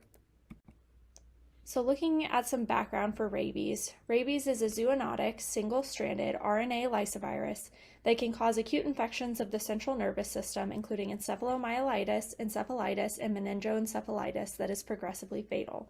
Rabies is more common in developing countries, but approximately 23,000 people in the United States are estimated to have been exposed to or to have received post-exposure prophylaxis yearly.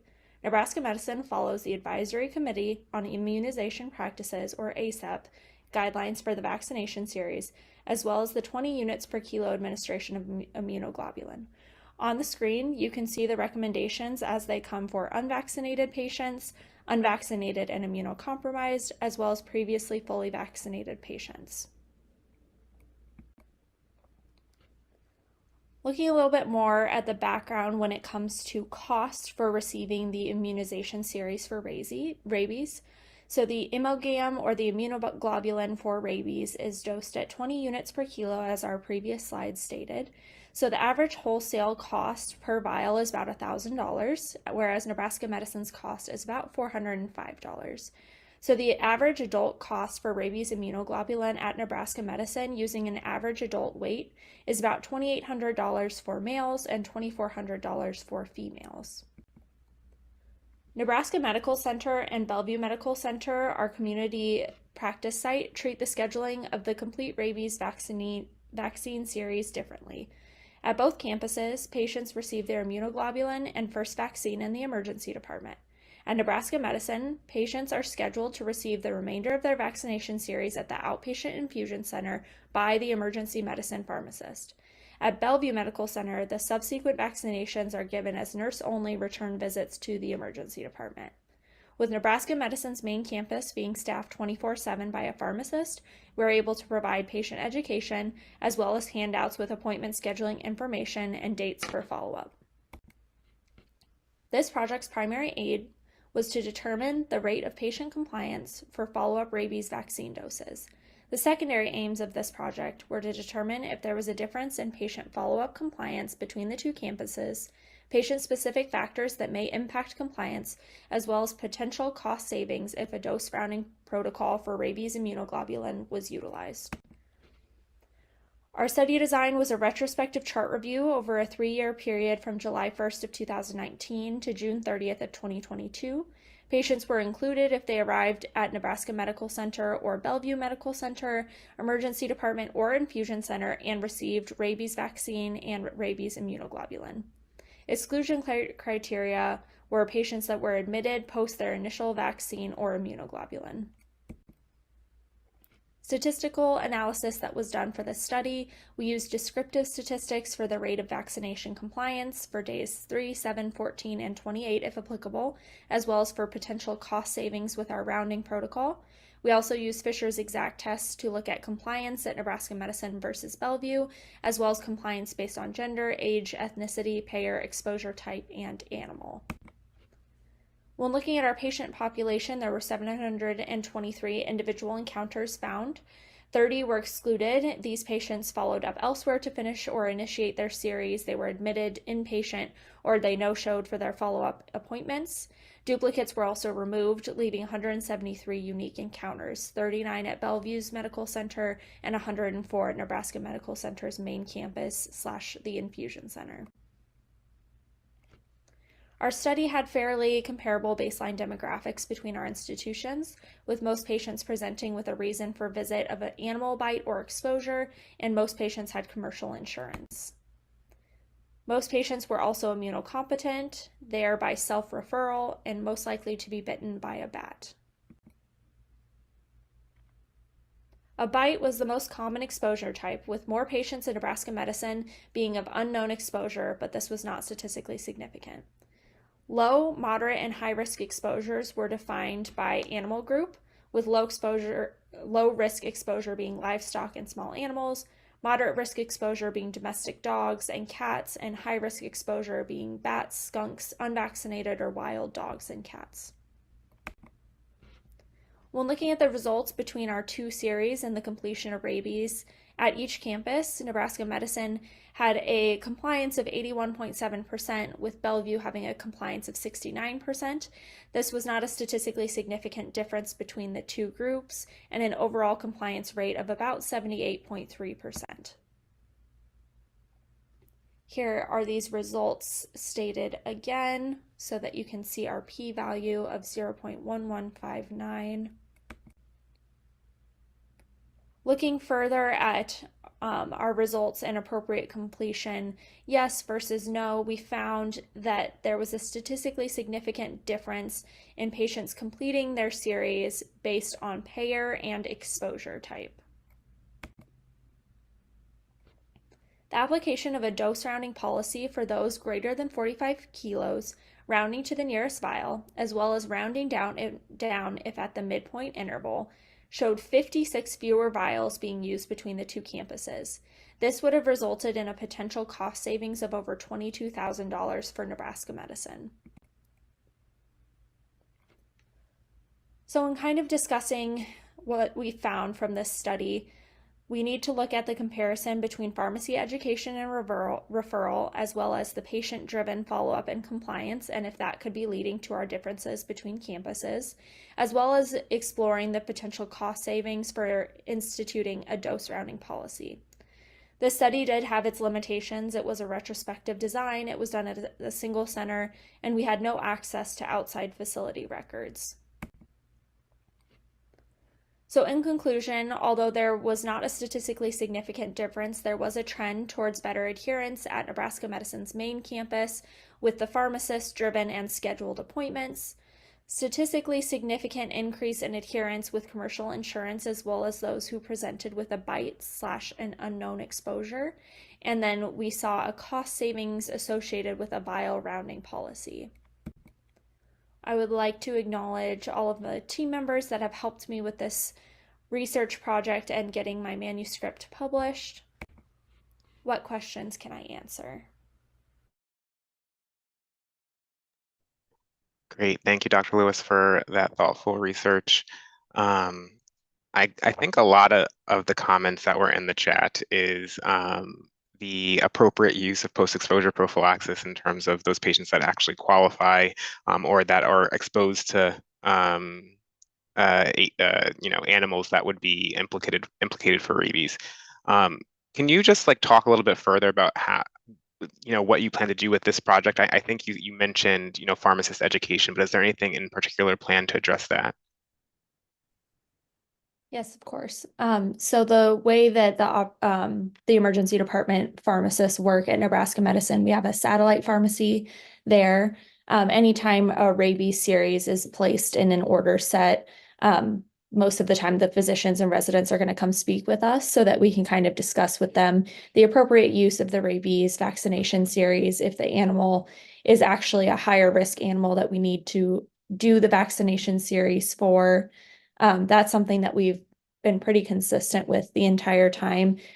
So that hasn't changed a ton with this project. The biggest thing that this project has done is we are currently presenting the dose rounding policy to our P&T committee in May so that we can get the dose rounding protocol up and running.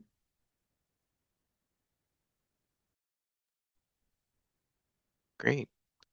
I don't see any further questions in the chat, so I thank you for your presentation. Please stick around and enjoy the conversation. And our next and final presenter for these encore presentations today is actually a group. Dr. Stephanie Crosby, Dr. Christian Ruiz, and Dr. Morgan Morales will be presenting on pediatric management of status asthmaticus.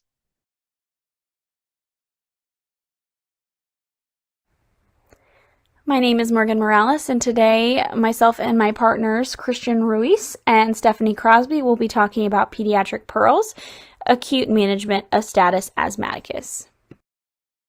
To start, the presenters today have no disclosures to make. We will be reviewing the use of some commercial medications that do not have official FDA labeling. Those off-label uses will be denoted with an asterisk. We have provided a list of abbreviations for your reference. Most of you will likely be familiar with these, with the exception potentially of CHKD, which is the abbreviation we use for our institution, Children's Hospital of the King's Daughters.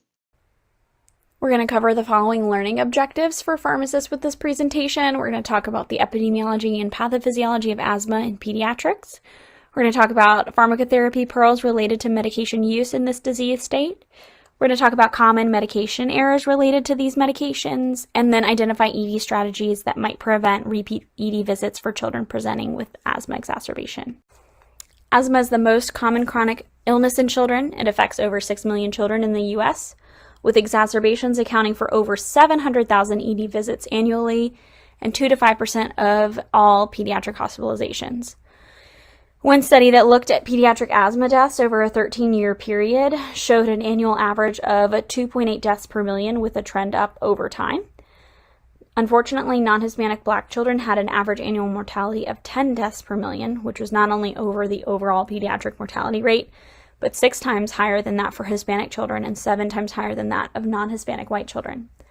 As emergency medicine healthcare professionals, we have a great opportunity for improvement and impact on this data, as just over half of the deaths occurred in the outpatient setting, which, based on the author's criteria, included ED patients at 51%.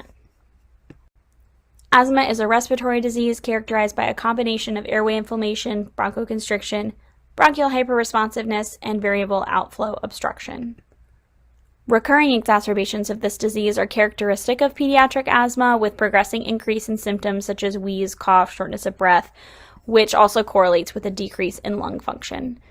Most often, exacerbations are triggered by an external agent like a viral illness, exposure to an allergen, or irritant like tobacco smoke. Unlike with most adults, pediatric patients presenting with symptoms of an exacerbation might not have a prior diagnosis of asthma.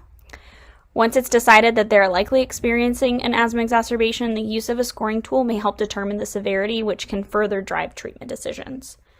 There's a lack of studies comparing the various tools for scoring, which is likely one reason that treatment guidelines don't recommend their use specifically. But further standardization of care with an institution-specific treatment pathway that uses a scoring tool can improve efficiency, timeliness, and cost-effectiveness of care. You may use the principles from this presentation in the use, review, or development of a pathway at your own institution. Which of the following patients is most likely to present to the ED with symptoms consistent of an asthma exacerbation? Is it A, a 5-year-old with severe environmental allergies and eczema, a 17-year-old with no past medical history, or a 6-month-old with congestion and a diagnosis of RSV infection yesterday? Give you a second. It's A, the 5-year-old with environmental allergies and eczema. They may not have a past diagnosis, but a 17-year-old would more likely have a diagnosis by that point, and your 6-month-old probably has bronchiolitis. So we're going to review these medications in more detail on the following slides. But pharmacotherapy for exacerbations may vary slightly between mild to moderate and severe asthma. So all patients will get a short-acting beta agonist. The more severe ones will definitely get ipratropium, and then most patients will get corticosteroids. There are also some adjuncts that you can use in patients who fail to respond or the more severe exacerbations. The mainstay of acute exacerbation treatment is albuterol, or salbutamol, as you will see referenced in international guidelines. Albuterol works by direct smooth muscle relaxation via beta-2 agonism. It comes in many different formulations, as seen here. Our most portable option is an MDI, which is now commercially available as a generic. The dry powder inhaler option is less appropriate in pediatric patients because it is breath actuated and requires purposeful coordinated breaths for use. Most formulations also contain lactose, which has been associated with allergic reactions in pediatric patients with a milk protein allergy. The nebulization solution contains a much higher amount of albuterol base than the inhalers. To put that in perspective, a patient would need about 28 puffs of an MDI to receive an equivalent amount of albuterol base from 1 2.5 milligram neb. Be careful with the benzalkonium chloride containing formulations, as they have been associated with bronchospasm, particularly in higher doses when used to compound a continuous albuterol. Delivery of albuterol by inhalation is essential for direct beta-2 agonism, so oral formulations are not recommended. First-pass metabolism of albuterol generates inactive metabolites and is not effective enough for an exacerbation. The Global Initiative for Asthma, or GINA, recommends MDI over nebulizer due to efficiency and cost-effectiveness. It's also associated with less spread of infectious respiratory particles compared to nebulization. There's a wide variety of dosing schemes out there regarding MDI. Weight-based dosing schemes are available, such as that shown on the slide. GINA guidelines are a little bit more simple. For children under 5, they recommend 2 to 6 puffs, regardless of weight, every 20 minutes for 3 doses, followed by 2 to 3 puffs per hour, depending on reassessment. Remember that the drug, it works directly on the respiratory tract, the size of which is more dependent on age and height as opposed to weight. This is something to consider when deciding whether or not to go with the more simplistic age-based dosing versus weight-based dosing. Older patients can receive up to 8 puffs per dose, but some references go up to 10.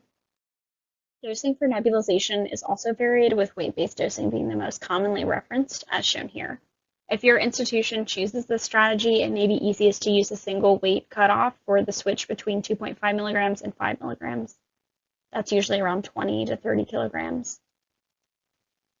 GINA guidelines, again, don't mention weight-based dosing for nebs. It doesn't specify a dose of albuterol for children over 5, but it recommends a flat 2.5 milligrams for children under 5, regardless of weight. Continuous albuterol nebulization is an option for patients not initially responsive to intermittent treatments because it allows for a higher amount of milligrams per hour to be delivered to the patient. However, there's a wide degree of variation in preparation and administration, and it requires considerably more resources and training, including compounding abilities and special equipment for administration.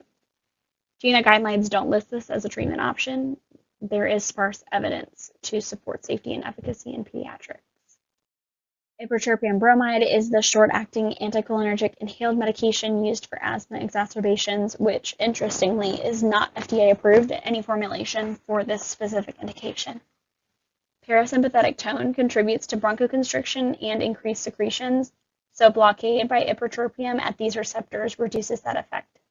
It does take a little longer than albuterol to work, about 15 minutes. It's supplied as a metered dose inhaler, shown on the top, and a nebulizer, shown on the bottom.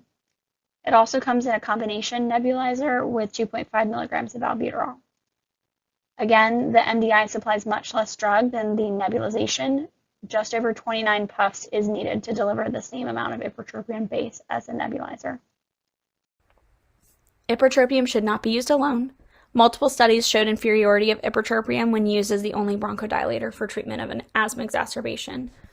The combination of ipratropium and albuterol in the ED has been shown to improve outcomes such as oxygen saturation and clinical score. Subgroup analyses of those studies, though, indicated that older children with moderate to severe asthma benefited the most, which explains why it's recommended in that population. The optimal dose of ipratropium based on changes for age and weight, etc., needs further study. The most common dosing we've seen in the studies is 0.25 milligrams for 3 doses or 2 doses of 0.5 milligrams. In the US, it's only available in the 0.5 milligram nebulization, so we see that dose for 2 to 3 doses for all patients getting it. The limit of that number of doses is based on studies that don't show benefit for continued use during hospitalization on key outcomes such as length of stay. MDI dosing is even more varied and less studied, but it's included on the slide for completeness. Previous alerting systems and articles have warned against the use of ipratropium for patients with a peanut or soy allergy. Old chlorofluorocarbon inhalers contained soy lecithin, which potentially was linked to allergic reactions with use of inhalers using that propellant. This ingredient has since been phased out of the inhalers and is no longer a concern. The most commonly used and studied formulations for corticosteroids are listed here on this slide. All of these require 5 or less days of treatment, so no taper required. Dexamethasone use has grown in popularity due to its longer duration of action, which requires a shorter treatment duration of 1 to 2 days. Our ED patients are sent home with a second dose of dexamethasone and an albuterol MDI, so the patient doesn't even have to go to the pharmacy. More on that later. The labeled max dose of dexamethasone is 16 milligrams for this indication, and our institution maxes at 12 milligrams based on a glucocorticoid equivalency calculation to the maximum prednisone dose.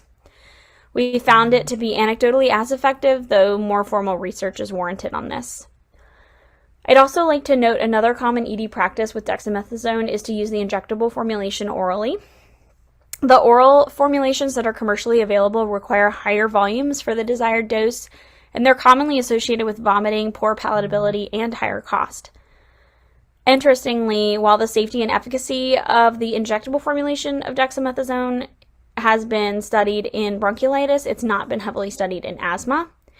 There was one pharmacokinetic study that compared the oral and injectable formulation in healthy adults that found slightly different AUC and maximum serum concentrations, which meant it doesn't meet FDA criteria for bioequivalency, though the clinical significance of that needs further study.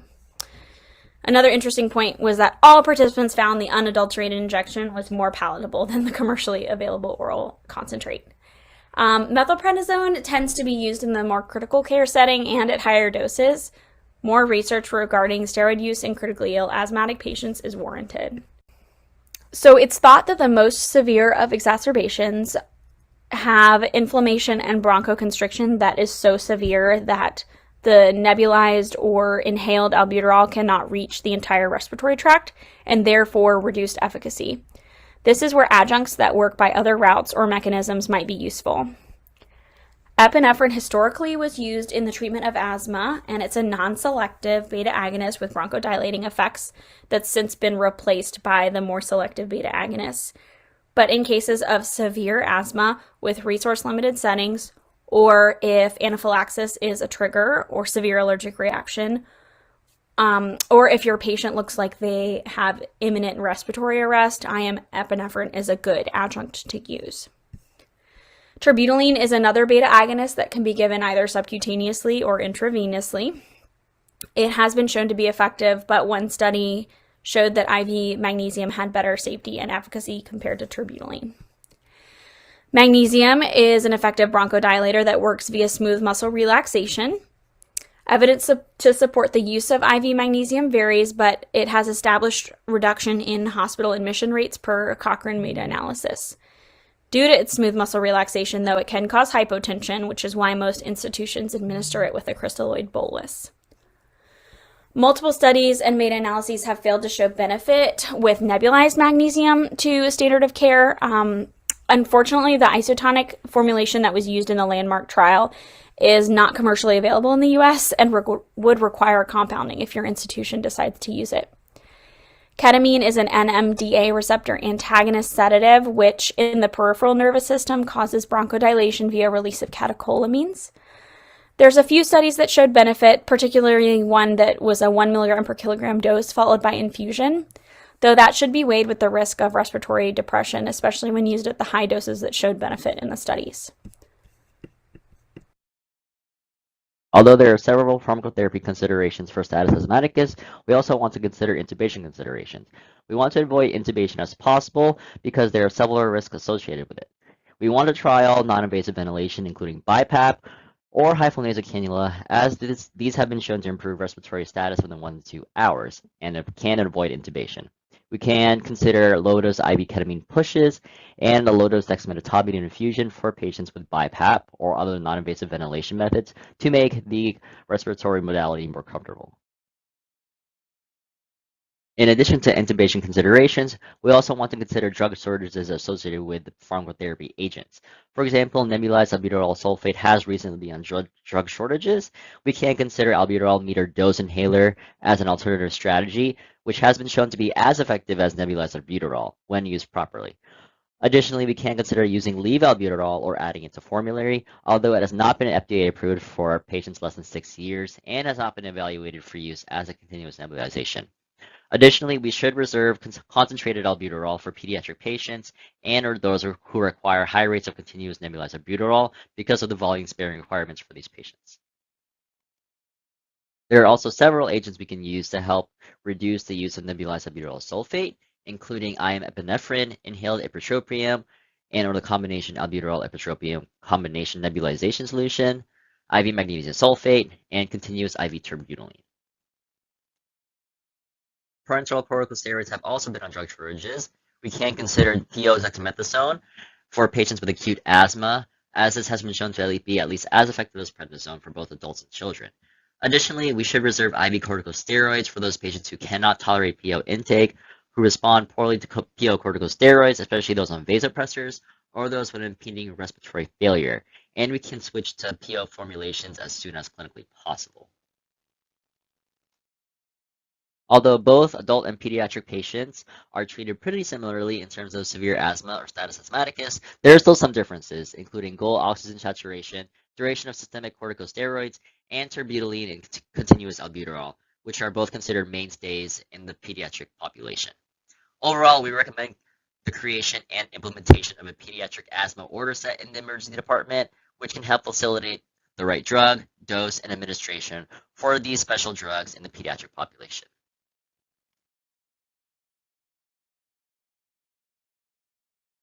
Now that we've discussed some clinical pearls in managing pediatric status asthmaticus, we did also want to point out that this population is vulnerable to having medication errors. The Joint Commission had a Sentinel event alert where it discussed that pediatric patients are more likely than adults to experience a preventable medication error, and some of the reasons can be listed here below, one of them being the commercially available products are typically designed for adult patients, so having a pediatric specific dose is sometimes problematic. There might also not be a pediatric smart pump entry, or there's even an issue with finding a syringe pump for these smaller doses. There's also been concerns about the safety of using the auto-verify functionality. There's also a general lack of comfort or familiarity with pediatric medication management. And lastly, there could just be a lack of pediatric order sets.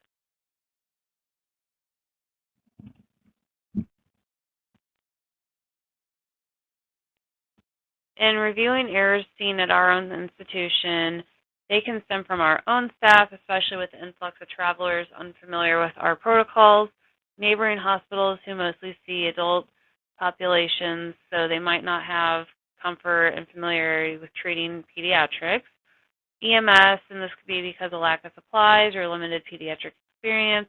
And so some of the most common dosing errors and challenges we seem to face involve albuterol dosing and magnesium administration. So let's review albuterol dosing errors that we've seen. So an 8-year-old female presents to the ED with severe asthma exacerbation and no meds prior to arrival. They weigh 31 kilos. So a question for y'all, what is the amount of albuterol needed for the first 3 combination nebs? The answer is 5 milligrams albuterol per treatment, so 0.15 mg per kilo per dose. And so what we'll see is the patient will just receive 2.5 milligrams per dose because that's standard for adults, and so the patient's being underdosed per treatment. This dose, the proper dose, can be administered by using 2 concentrated albuterol nebs along with ipratropium, or if the institution has this on formulary, you can use the combination neb plus a concentrated albuterol to administer the 5 milligram dose. Some recommendations to help prevent albuterol dosing errors is to have pediatric order sets, to have albuterol dosing with and without ipratropium in the event that the patients received any ipratropium prior to arrival, and then just staff education. First doses might be pulled on override and true emergencies, so consider signage near the automated dispensing machines. And then with any drug shortages, just communicate alternative plans so that the staff is pulling the correct medication that you have. So now reviewing magnesium errors we've seen. So a 3-year-old patient presents with a severe asthma exacerbation. They weigh 10 kilos. They've received appropriate albuterol, ipratropium nebs, and IV methylprednisolone. Decision is to add on magnesium sulfate. So common scenario number 1, the IV magnesium is ordered as 50 mg per kilo over 2 hours, and the patient then requires escalation of care. So what went wrong? The infusion time should be 20 minutes. I see this error typically when there's not a pediatric order set used or someone's unfamiliar that there is an order set that exists, and so the magnesium is ordered as a free text order, and a lot of times those orders will default to 1 to 2 hours. Another scenario, IV magnesium is ordered over 20 minutes, but the patient becomes hypotensive. So what went wrong in this situation? There was not a concomitant bolus administered with the magnesium. So we, on our order sets, will have 20 mLs per kilo normal saline, max of 1 liter, to be administered with magnesium to help prevent this hypotension. So some recommendations we have to help prevent magnesium errors is to ensure there's a pediatric asthma order set and have your default infusion time set to 20 minutes. Ensure there's a syringe pump entry and that the dosing, concentration, and infusion duration parameters are preset. Consider having a 2-witness setup. And then if your computer system allows, to try to link a saline bolus with your magnesium order. And then lastly, ensure there's frequent blood pressure checks.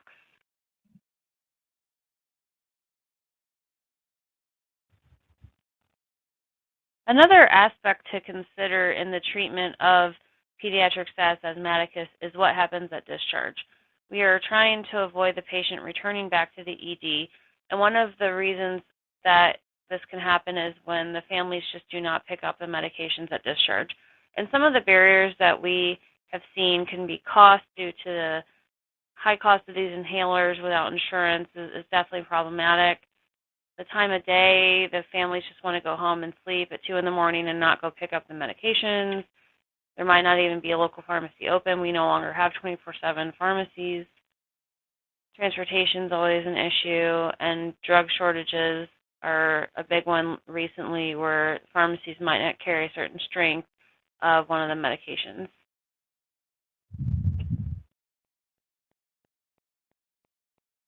One of the ways we've tried to prevent repeat ED visits is to provide those medications for home use at CHKD upon discharge from the ER. So we will send the patients home with albuterol MDIs, fluticasone if they qualify, and then a one-time dose of dexamethasone. I would encourage you to look at your state law and regulations to see if this is something you can implement at your institution. We do not have any formalized data on how this has impacted repeat ED visits, We'd had a residency project try to evaluate return rates, and they didn't really show a difference in return rates. However, the return rates were similar to the literature where it evaluated Dex versus prednisone at discharge.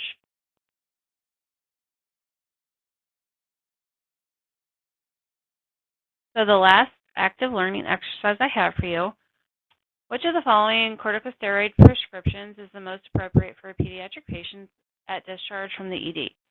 Dexamethasone 1 mg per kilo daily for 5 days, prednisone 2 mg per kilo every other day for 2 days, dexamethasone 0.6 mg per kilo 1 to 2 days after the ED dose, or prednisolone 0.5 mg per kilo for 3 days. And the answer is dexamethasone 1 to 2 days after the ED dose. This helps take advantage of the pharmacokinetics of dexamethasone and also hopefully increases compliance for the patient who only just needs to take 1 dose. And this is actually what we provide upon discharge from the ED at CHKD.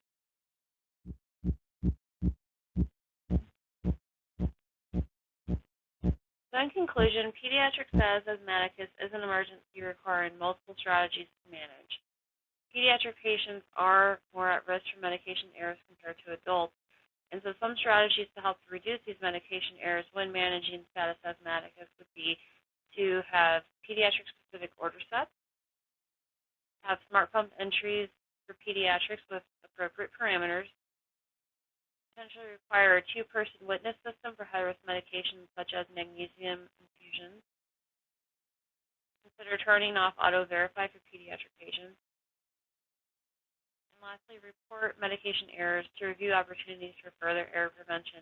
And this is even amongst your neighboring hospitals. If you receive a transfer from another hospital where there is a medication error that occurred, I think it's important to have an open line of communication with that hospital to work together on preventing that from happening in the future. And lastly, consider designing discharge protocols to prescribe or even provide appropriate therapy, as this will hopefully prevent repeat visits.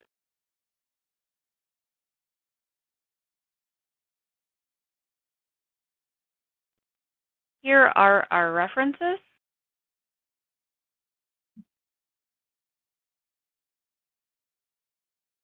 We wanted to thank you for your time and listening to our presentation, and if you have any further questions, please feel free to reach out to us.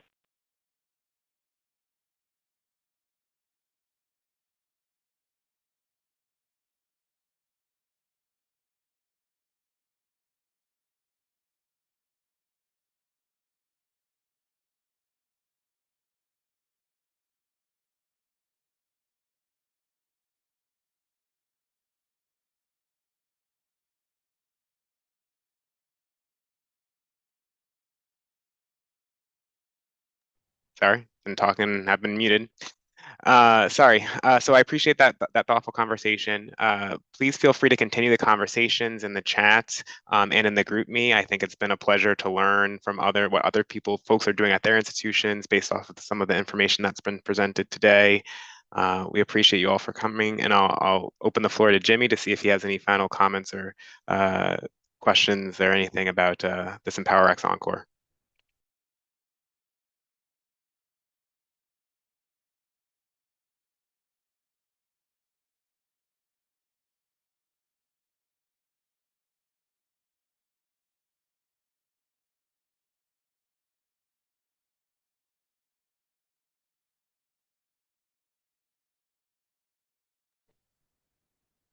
Some technical difficulties wouldn't be.